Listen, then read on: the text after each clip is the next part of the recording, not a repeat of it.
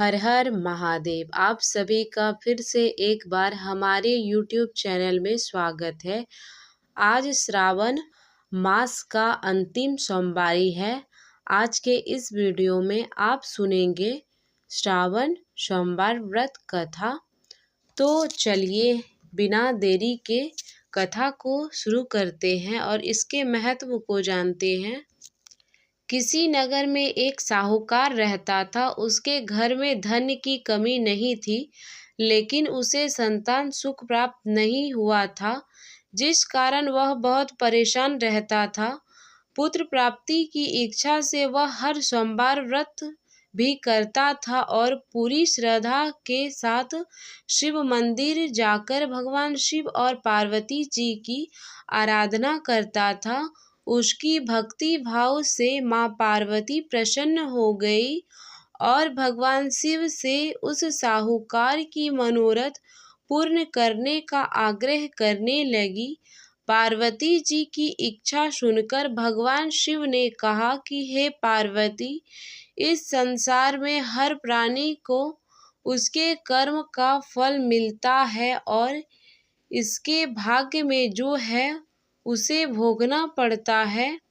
लेकिन पार्वती जी ने साहूकार की भक्ति का मान रखने के लिए उसकी मनोकामना पूर्ण करने के लिए माँ पार्वती के आग्रह पर शिव जी ने साहूकार को पुत्र प्राप्ति का वरदान दिया, लेकिन साथ ही यह भी कह दिया कि इस बालक की उम्र केवल 12 वर्ष की होगी। माता पार्वती और भगवान शिव की बात सुनकर साहूकार सुन रहा था, जिसे सुनकर न तो उसे कोई खुशी थी और न ही दुख। वह पहले की तरह ही शिवजी की पूजा करता रहा। कुछ समय के बाद साहूकार को पुत्र की प्राप्ति हुई। जब वह बालक 11 वर्ष का हुआ तो उसे पढ़ने के लिए काशी भेजा गया। साहूकार ने पुत्र के मामा को बुलवाया और बहुत सा धन देकर उससे कहा कि तुम इस बालक को काशी विद्या प्राप्त करने के लिए ले जाओ और मार्ग में यज्ञ कराते जाना। जहाँ भी यज्ञ कराओ वहाँ ब्राह्मण को दान भोजन कराते जाओ। दोनों मामा भांजे इस तरह यज्ञ करते और ब्राह्मणों को दान दक्षिणा देते हुए काशी चल पड़े। रास्ते में एक नगर पड़ा, जहाँ नगर के राजा के कन्या का विवाह था, लेकिन राजकुमार से उसका विवाह होना था। वह एक आँख से काना था, जिसकी जानकारी लड़की और उसके घरवाले को नहीं थी। राजकुमार के पिता ने अपने पुत्र के काना होने के बात को छुपाने के लिए एक चाल सोची। साहूकार के पुत्र को देखकर उसने सोचा कि क्यों न इस लड़के को ही दूल्हे बनाकर राजकुमारी से विवाह करा दिया जाए। विवाह के बाद इसको धन देकर विदा कर दूंगा और राजकुमारी को अपने नगर ले जाऊंगा। उसने लड़के को दूल्हे के वस्त्र पहनाकर राजकुमारी से उसका विवाह कर दिया। लेकिन साहूकार का पुत्र ईमानदार था।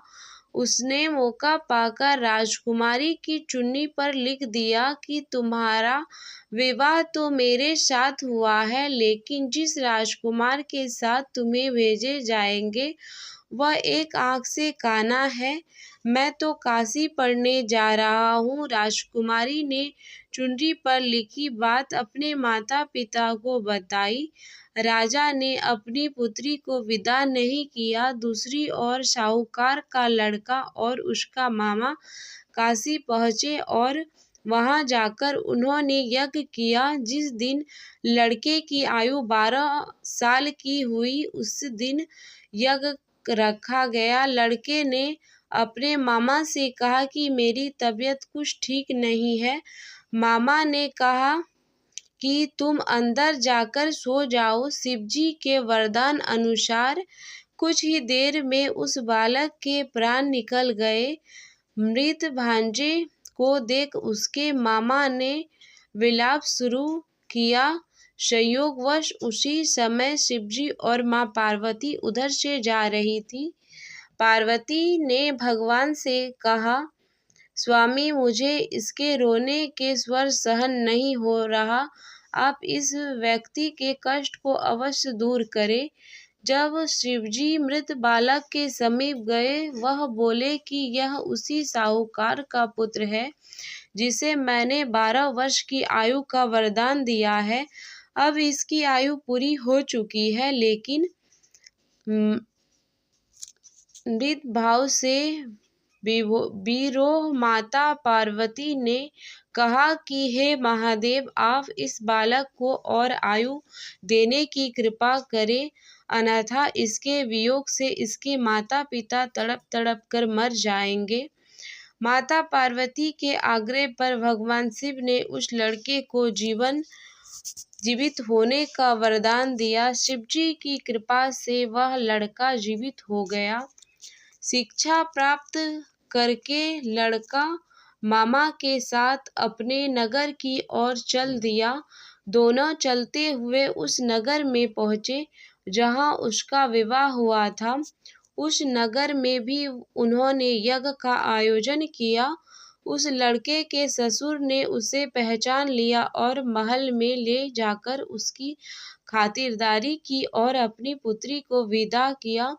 उधर साहूकार और उसकी पत्नी भूखी प्यासी रहकर बेटे के आने की प्रतीक्षा कर रही थे।